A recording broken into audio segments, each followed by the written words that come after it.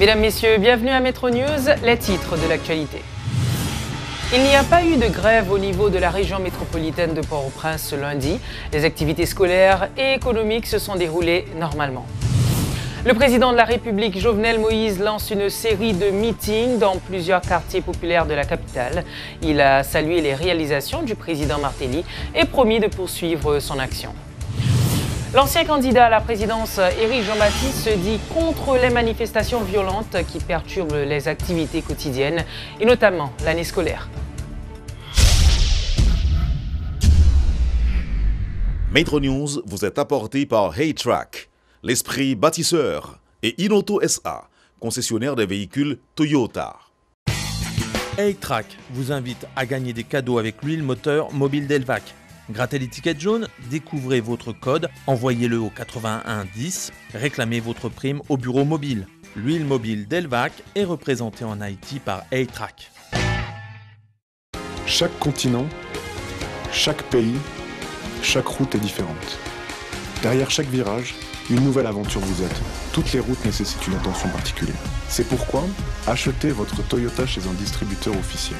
Vous obtenez un véhicule fabriqué spécifiquement pour votre pays. Un service après-vente spécialisé and genuine spare parts that will make your investment and vehicle perform to the maximum.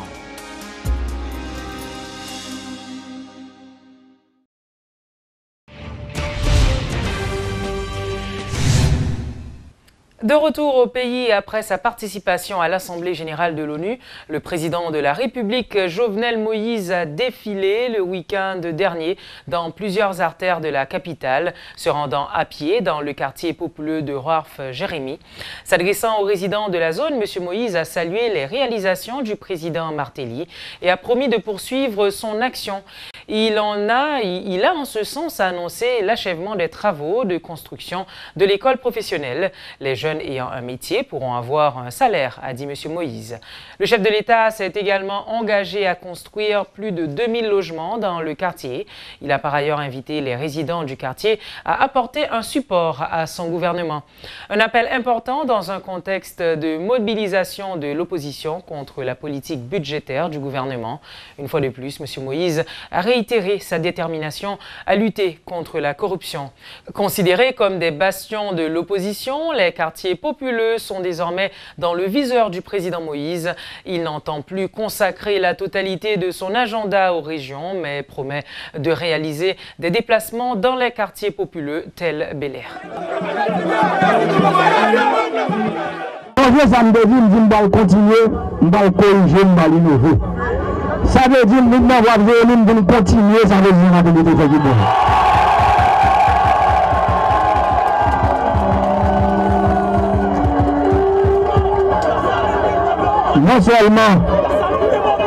non seulement me dit non, l'école professionnelle là, c'est lui comme premier bagage que je visiter là.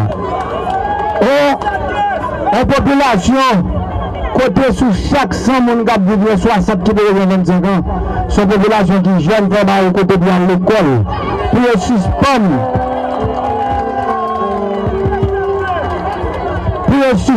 toucher par foi, pour toucher par moi.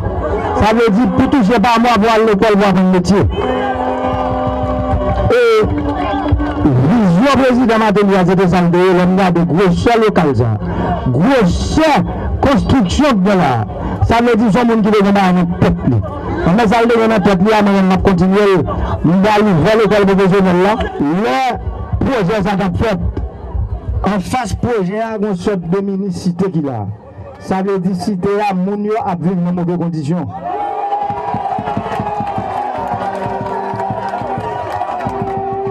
Moi, je pour EPPLS, qui c'est entreprise promotion logement social dans le pays. Même j'ai ça fait dans le sud, dans le Grand Est, dans le NIP, m'a construit 2000 cailles là, combien? Nous allons construire. Nous ne pouvons pas faire de belles bagages là et puis pour tout près nous, les petits cailles, on va construire les logements sociaux pour nous. Nous prenons décision déjà. Nous parlons de députés, nous allons travailler à travers travaux publics.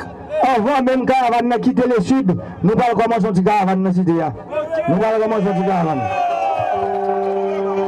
Une caravane pour curer toute rivière de la cité. On dit caravane qui peut faire, lui qui appelle pour faire mairie avec député avec des hommes pour nous asphalter toute rue de la cité. Caravane Zandalgel. Contrairement à ce qui a été annoncé, les activités scolaires et économiques se sont déroulées normalement dans la capitale haïtienne. Ce lundi 25 septembre 2017, les syndicalistes avaient annoncé samedi le report de la grève afin de témoigner leur solidarité avec les populations du Grand Nord victimes d'inondations lors du passage de l'ouragan Maria au large des côtes d'Haïti.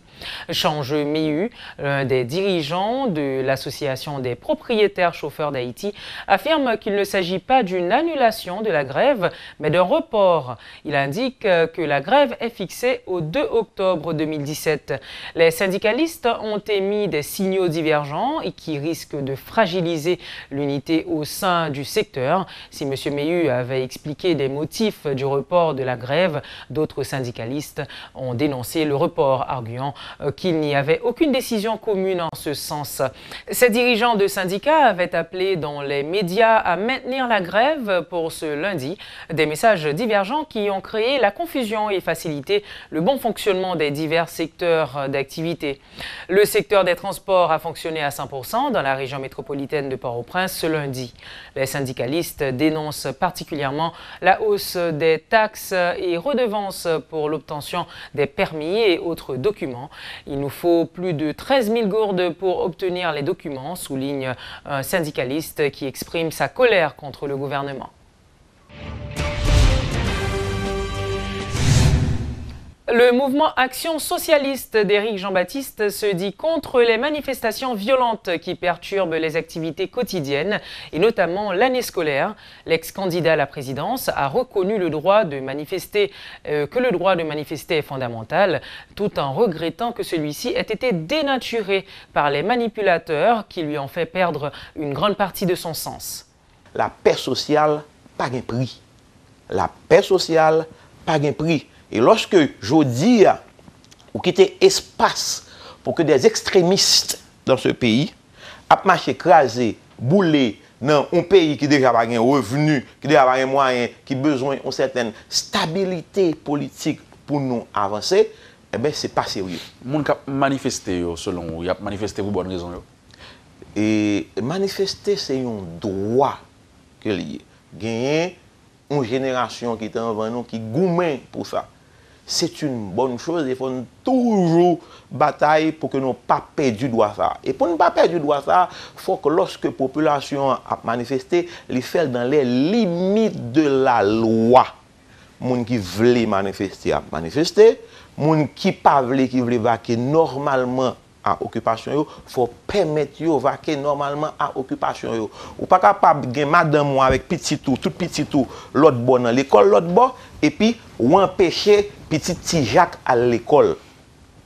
Quitte c'est Palestine, quitte c'est Israël, quitte c'est Libye, qui dans la guerre, qui c'est la Syrie, eh bien, l'école toujours fonctionner.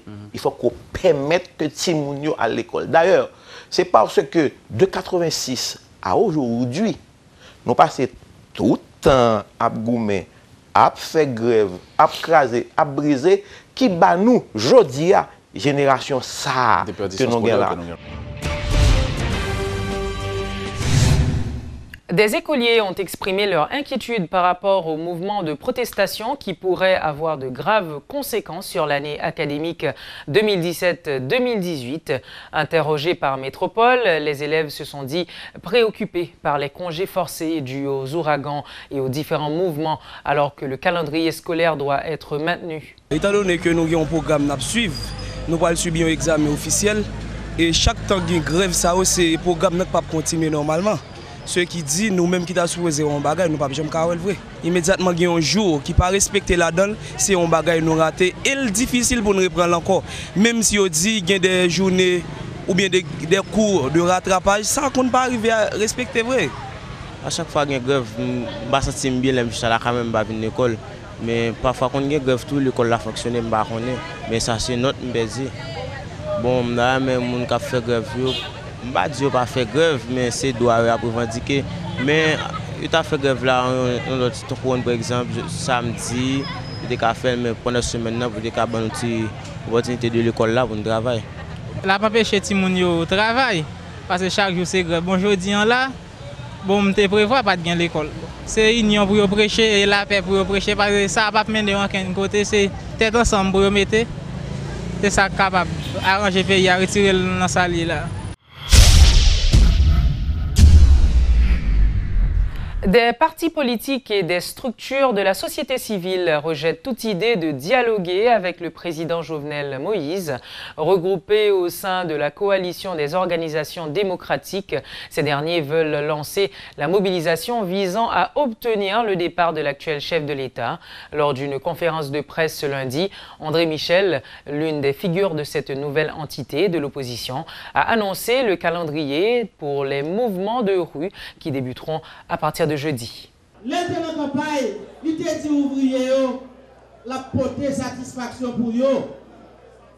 Le président ouvrier a demandé 800 gouttes, il a 3 d'hôtel. Il te dit, il ne va pas mettre taxe sur le peuple là. Il fait un budget, il monte taxe sur licence, il met taxe sur papier machine, il met taxe sur le passeport, il mettait taxe sur matricule fiscale, il mettait taxe sur toute bagaille population à consommer. Il paye Parlement majorité long budget 7 milliards de gouttes et il paye pays à 6 milliards de gouttes pour la santé. C'est comme si nous avions dit 140 personnes, plus important parce que 12 millions. Population après la rue mandel, pas publier le budget, il publie quand même. L'on fait ça pour choisir la confrontation, pour choisir la guerre, et ça va jamais faire dans l'histoire. Pour ce peuple qui fait battre devant le président, c'est le président qui vous fait battre devant le peuple. Et même si un président qui a passé nos élections pour donner légitimité, le peuple a parlé pour entendre. Le président de la République, Jovenel Moïse, accompagné du Premier ministre Jacques-Guy Lafontan, a procédé le vendredi 22 septembre 2017 à la clôture du forum sur la compétitivité et l'investissement réalisé au centre de convention de la Banque de République d'Haïti, BAH, grâce à un partenariat prometteur public-privé. Le chef de l'État a profité de cette occasion pour renouveler sa volonté et celle de son administration de faire des entreprises haïtiennes l'élément central de la croissance et de la modernisation de l'économie haïtienne. Je voudrais que chacun de vous ici présent prenne conscience du poids et du sens de chacun de ces mots et le niveau d'engagement qui va avec. L'engagement du gouvernement, l'engagement du Parlement et l'engagement de ses élus aussi. L'engagement de chacun des juges et du système judiciaire. L'engagement de chacun des membres du secteur privé. L'engagement de chacun des fonctionnaires et de la fonction publique dans son ensemble. L'engagement des universités et des écoles techniques et professionnelles. L'engagement des jeunes et des plus expérimentés. L'engagement des hommes et des femmes haïtiennes. Ce sont ces engagements qui vous permettront de croire que vous n'avez pas perdu 3 jours de votre vie. Ils sont la base de la confiance que l'on doit créer pour un dialogue public-privé efficace, réussi, à la hauteur de nos ambitions. Prendre ces engagements passe par l'efficacité du gouvernement, la bonne gouvernance, la transparence, la promotion de la jeunesse et de la compétence, la rationalité dans les dépenses publiques. Pour cela et bien d'autres, je me porte garant encore une fois. Mon administration veut s'assurer que les ressources de l'État soient mieux gérées.